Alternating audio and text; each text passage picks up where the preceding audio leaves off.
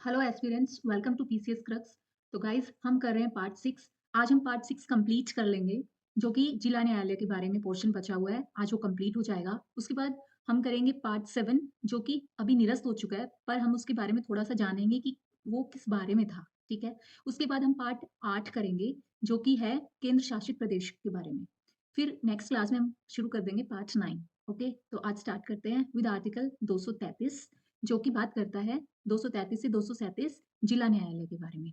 इससे पहले हमने हाई कोर्ट्स के बारे में पढ़ा।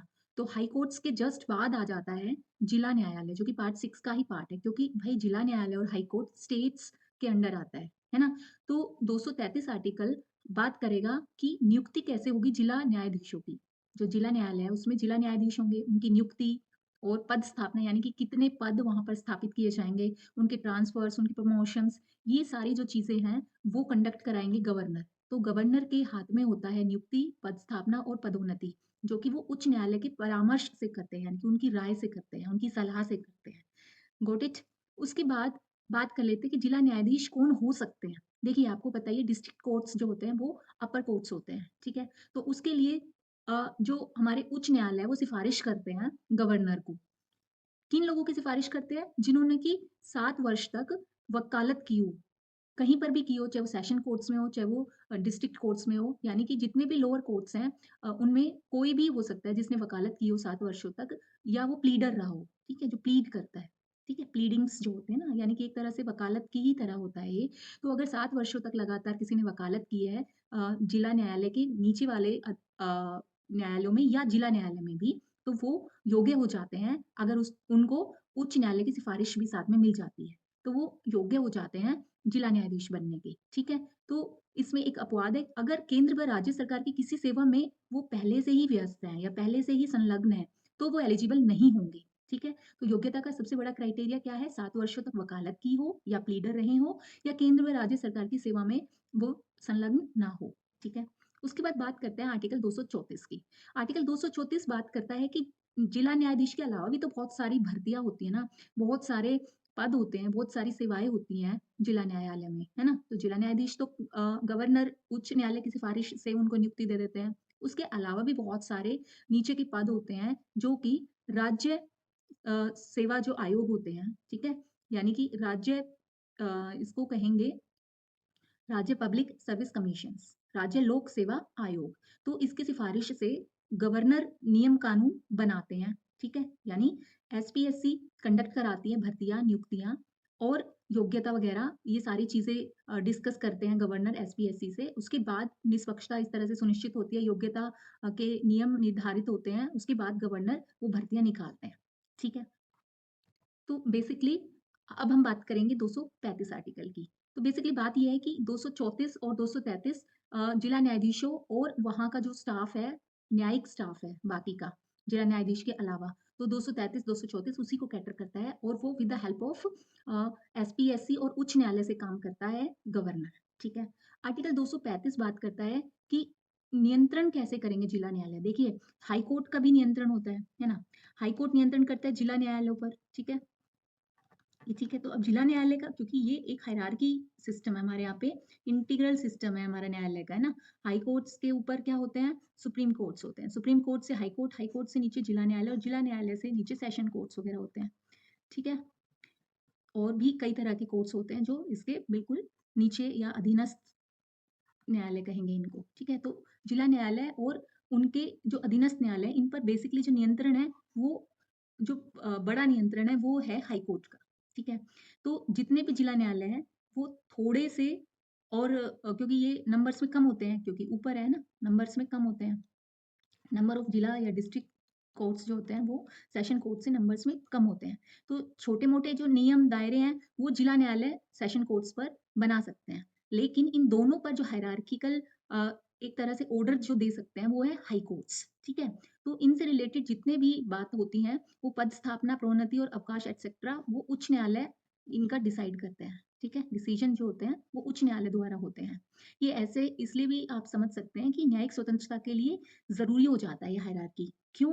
क्योंकि अगर अगर कार्यपालिका ये सब डिसाइड करेगी, तो एक तरह से उनके ऊपर हस्तक्षेप आ जाएगा न्यायिक न्यायिक एरिया में, है ना। तो न्यायिक क्षेत्र में, जो कि बहुत ही घातक हो सकता है अगर कार्यपालिका इंटरफेयर करे, क्योंकि कार्यपालिका के जो लोग होते हैं वो पॉलिसीज मेकर होते हैं ना, तो पॉलिसीज मेकर अपने हिसाब से अगर अपने फायदे के लिए पॉलिसीज मेंटेन करने लग गए अपने लोगों के लिए, तो जब वो कोर्ट्स में आएंगे, उनके खिलाफ कोई भी मुकदमा होता है या कोई भी पिटिशनर पिटिशनर पिटिशंस डालता है, तो क्या होगा, उन्हीं के अंडर अगर न्यायिक क्षेत्र भी होगा तो एक तरह से वो उस न्याय क्षेत्र में अपना वर्चस्व स्थापित कर सकते हैं, है ना? या हस्तक्षेप जो इनका होगा, तो उससे वो अपने लाभ के लिए न्याय क्षेत्र का यूज़ कर सकते हैं। तो इससे बचने के लिए ज़रूरी था कि कोई बाहरी हस्तक्षेप न्यायपालिका पर ना हो। इसीलिए सारे जो काम हैं, जितने भी अधीनस्थ न्यायालय हैं, उसका जो ऊपर वाला ऑफ़िस है, वो निर्धारण करता है। जैसे सुप्रीम कोर्ट करता है कंडक्ट हाई कोर्ट से रिलेटेड चीज़ें, हाई कोर्ट करता है जिला न्यायालय की रिलेटेड सारे काम, ठीक है?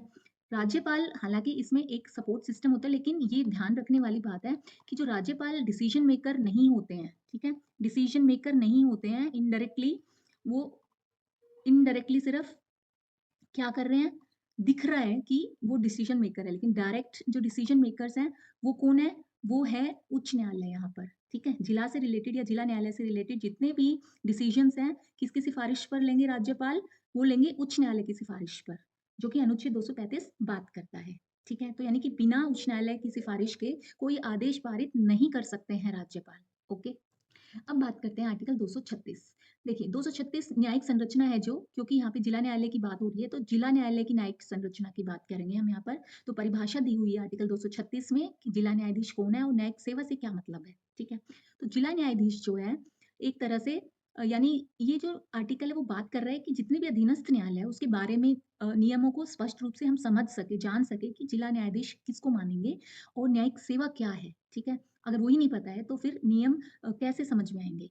तो जिला न्यायाधीश का मतलब वो सभी न्यायाधीश जो जिला न्यायालय के प्रशासनिक नियंत्रण में हैं, सभी ईच एंड एवरी जज, ठीक है? वो सारे उसके अंडर जो कि उसके एडमिनिस्ट्रेशन के कंट्रोल में हैं, वो सब माने जाएँगे जिला न्यायाधीश, ठीक है? इसके अंतर्गत अतिरिक्त न्यायाधीश भी, संयुक्त जिला न्यायाधीश भी और सहायक जिला न्यायाधीश भी। हालाँकि ये आर्टिकल इतना इम्पोर्टेंट नहीं है, पर आपको पता होना चाहिए कि भई जिला न्यायाधीश क्या होते हैं, ठीक है? तो ये सारे जिला न्यायाधीश ही होते हैं।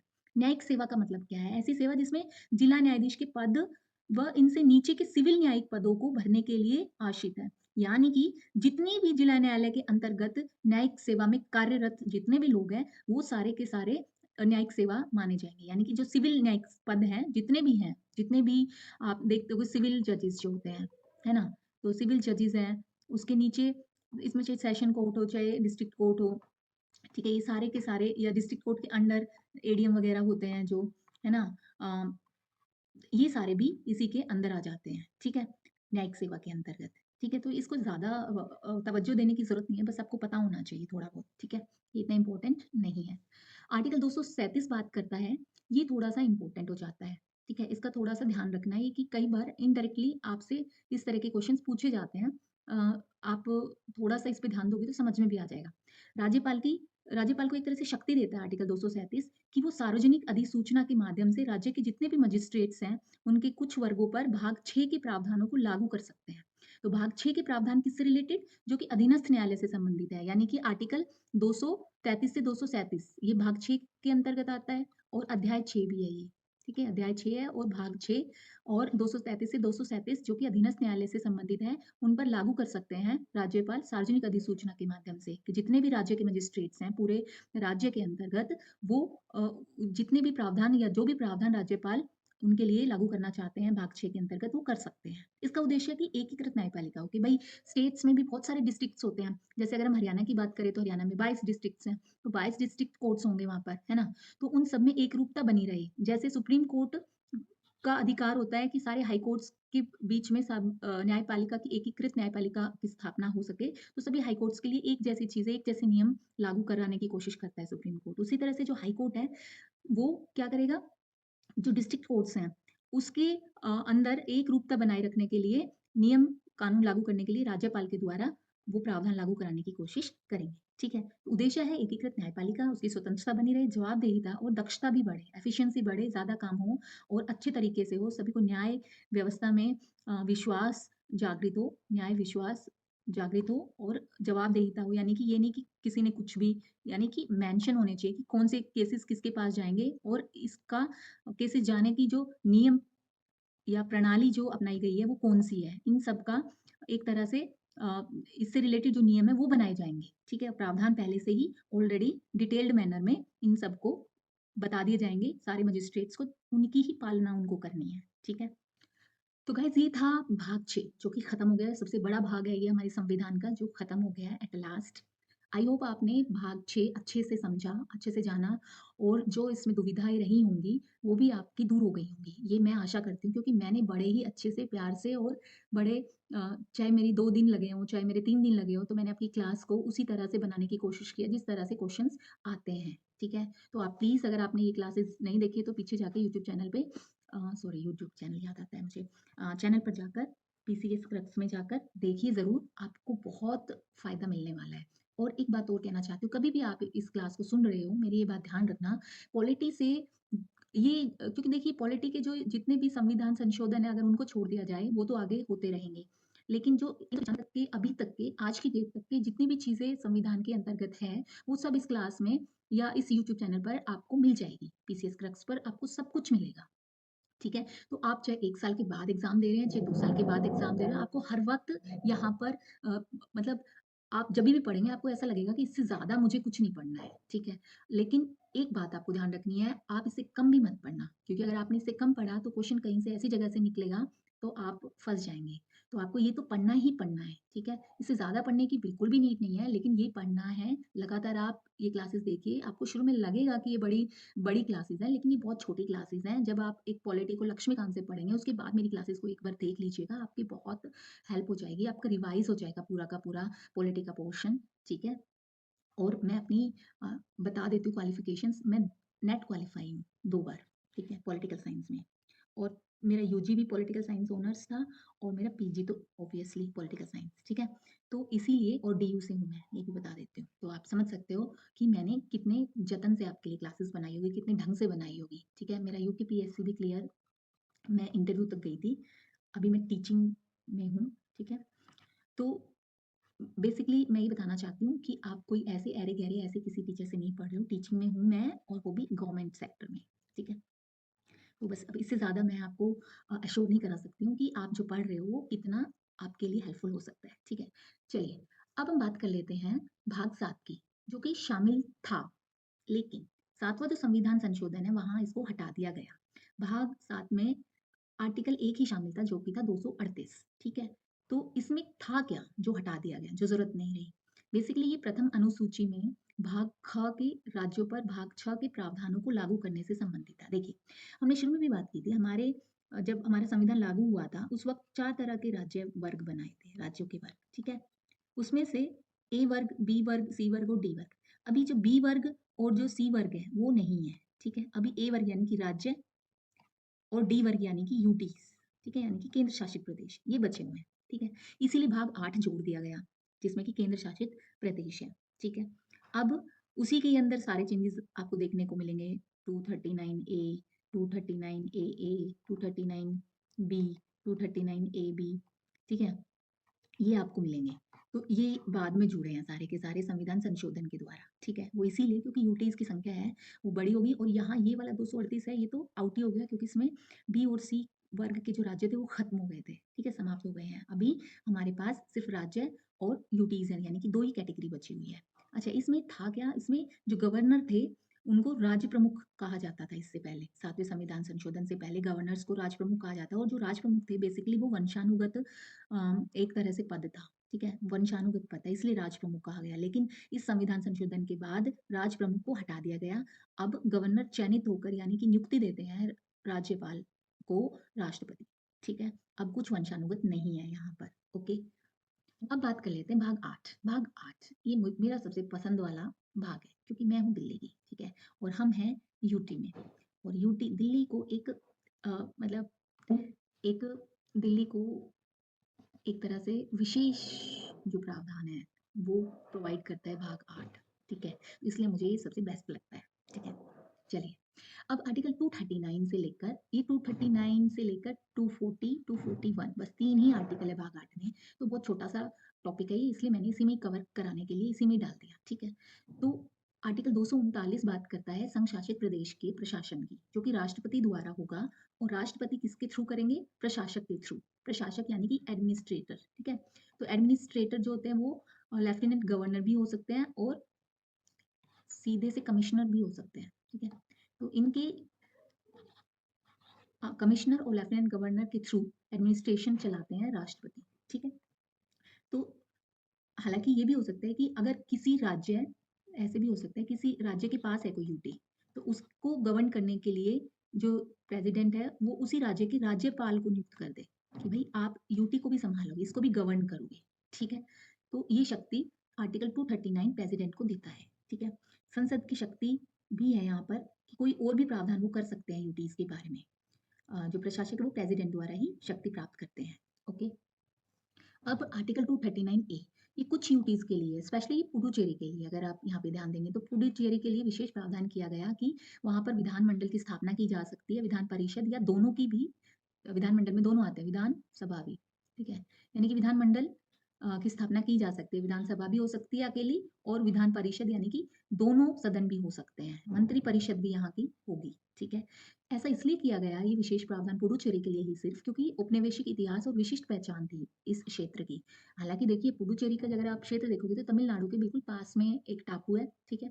लेकिन क्योंकि ये इतना ज्यादा प्रोमिनेंट है, क्योंकि यहाँ पे इतिहास बहुत ही ज्यादा एक तरह से आप बोल सकते हो कि डिफरेंट कल्चर है ना। फ्रांस नाम तो सुना होगा आपने, है ना। तो फ्रांस ऑक्युपाइड टेरिटरी थी ये, तो इसीलिए यहाँ पर यहाँ का जो इतिहास है या जो यहाँ की हिस्ट्री है, कल्चर है, वो बाकी के जो देश से, हमारे जो मेन लैंड है उससे डिफरेंट थी।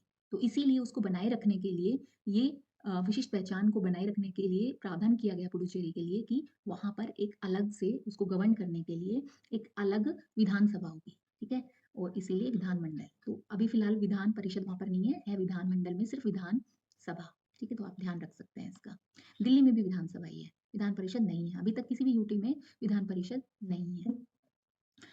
अब बात करें हम कि ये संसद अगर चाहे तो इस अनुच्छेद को, इस अनुच्छेद के द्वारा कोई भी प्रावधान जो है वो बना सकती है, ठीक है। तो इसने बनाया भी, एक पूरक कह सकते हैं इस संविधान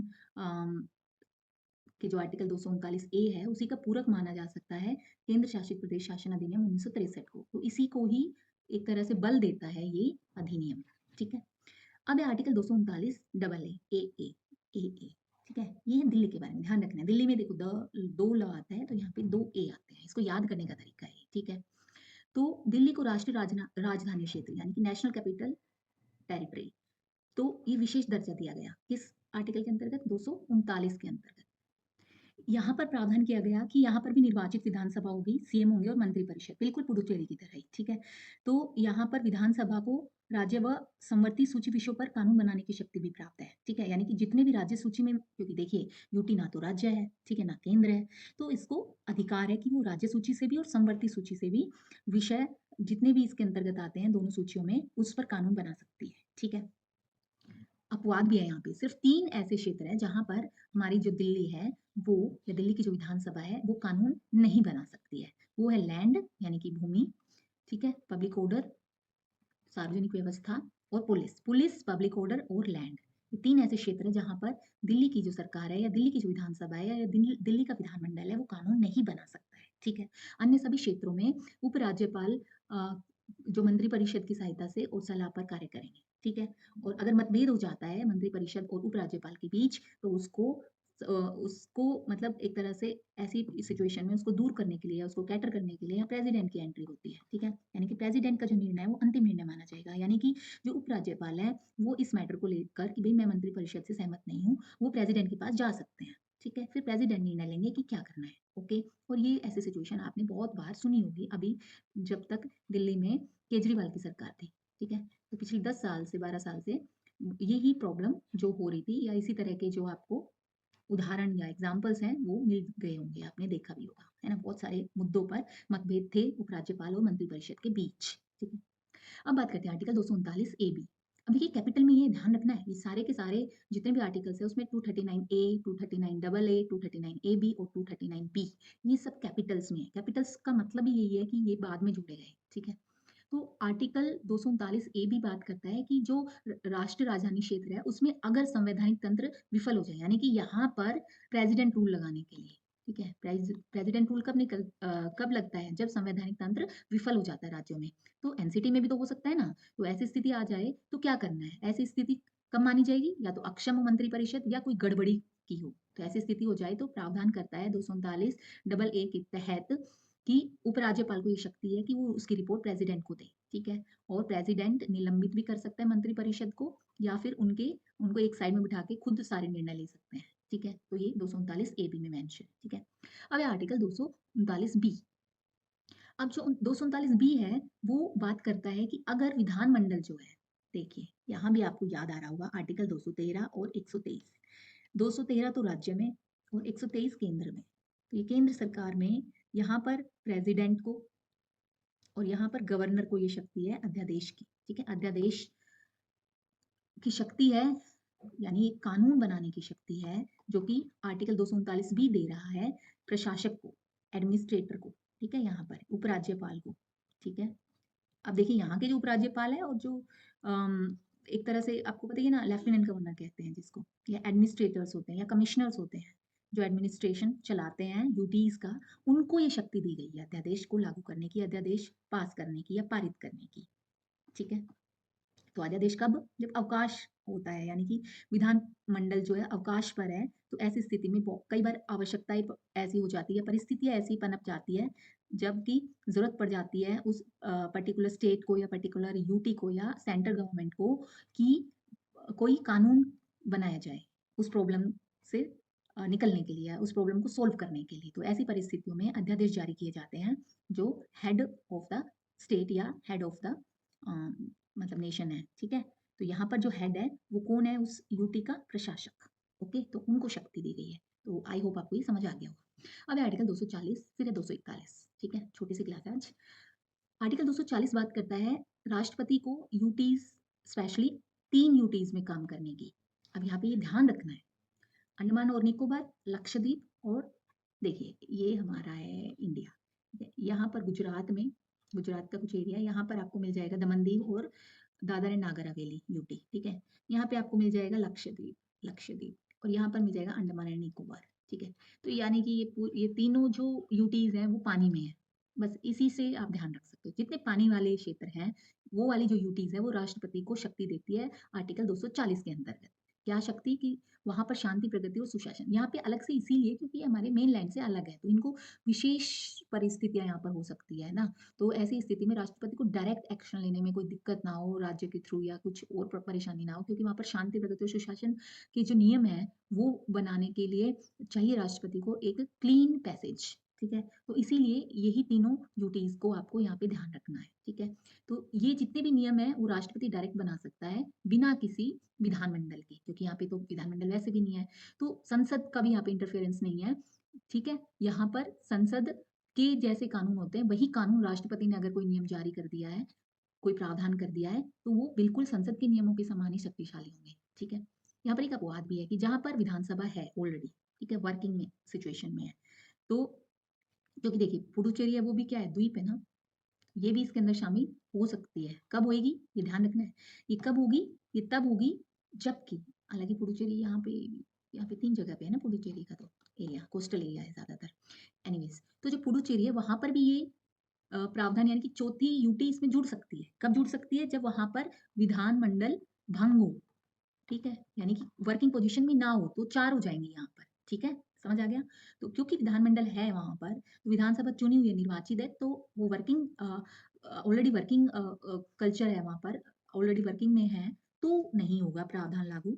अदरवाइज अगर निलंबित विधानमंडल है या भंग विधानमंडल है, तो ऐसे सिचुएशन में राष्ट्रपति को एक और मिल जाएगा यूटी, जिसमें कि उनके जो नियम है या जो उनके प्रावधान है उनको वो वहां पर लागू कर सकते हैं, और बिल्कुल वो उतने ही शक्तिशाली है जितने की संसद के नियम है, ठीक है, समझ आ गया।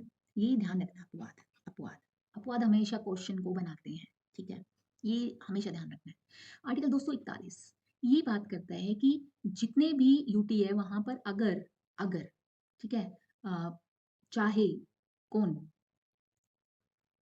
संसद, ठीक है, अगर संसद चाहे तो वहां पर यूटीज में उच्च न्यायालय बना सकता है संसद, उच्च न्यायालय स्थापित कर सकता है या जो ऑलरेडी जो न्यायालय है उसको उच्च न्यायालय में कन्वर्ट कर सकता है। उच्च न्यायालय स्थापित करना या मौजूदा न्यायालय को उच्च न्यायालय घोषित करने की शक्ति संसद को मिलती है आर्टिकल 241 से, यूटीज़ के लिए। ये ध्यान रखना है, भाग 8 के अंदर जितनी भी बातें होंगी सब यूटीज़ के लिए हैं, ठीक है? सब यूटीज़ के लिए हैं, तो 39, 40 और 41 तीनों के तीनों आर्टिकल यूटीज़ के बारे में। तो संसद को यूटीज़ के लिए शक्ति प्रदान करता है आर्टिकल 241 की वो उच्च न्यायालय स्थापित कर दे या तो नया या मौजूदा उच्च न्यायालय कोई हो तो उस सॉरी मौजूदा कोई न्यायालय हो तो उसको उच्च न्यायालय घोषित कर दे। ठीक है? तो ये शक्ति संसद को है। तो अगर आप इसका बेस्ट एग्जांपल देखेंगे तो वो है दिल्ली हाई कोर्ट। ठीक है? दिल्ली क्योंकि यूटी है तो दिल्ली के लिए एक नया उच्च न्यायालय बनाया गया जो कि है दिल्ली हाई कोर्ट। अगर दूसरा अगर एग्जांपल देखें तो चंडीगढ़ वगैरह और जो बाकी के और भी आपने देखा होगा चंडीगढ़ किसके अंतर्गत आता है? Punjab and Haryana high court. ठीक है? Punjab and Haryana high court, ठीक है? उसके अंतर्गत आ जाती है यूटीआई भी। इसके अलावा और बाकी के यूटी है, पुडुचेरी है, वो तमिलनाडु के अंतर्गत आ जाता है ना? तो कहने का मतलब है सिर्फ दिल्ली एक एग्जाम्पल है जो कि अभी एक उच्च न्यायालय को लिए हुए हैं। अदरवाइज सारे स्टेट गवर्नमेंट के अंडर आते हैं यूटीज, तो आपको ये ध्यान रखना है। तो कई बार ये क्वेश्चन आ भी जाता है कि क्या अलग से बना सकता है संसद उनके लिए? तो कई आप सोचो कि नहीं बना सकता क्योंकि वो तो छोटे-छोटे हैं एरिया, ऐसा कुछ नहीं है, बना सकते हैं। ये शक्ति संसद को आर्टिकल 241 देता है। तो गाइज आज यहाँ तक ही खत्म होती है क्लास आज की। तो आई होप आपको पार्ट 8 अच्छे से समझ आ गया होगा और प्लीज़ रिक्वेस्ट है पीछे की क्लासेस जाकर देखिए ज़रूर और चैनल को आप थोड़ा सा कमेंट कर दीजिए, लाइक कर दीजिए, सब्सक्राइब और शेयर भी कर दीजिए जिससे कि इसको रीच मिले और मोटिवेशन मिले, ठीक है? और आगे भी आपके लिए बेहतर से बेहतर चीज़ें मैं लेकर आते रहूँगी। Thank you, tata, bye bye, take care.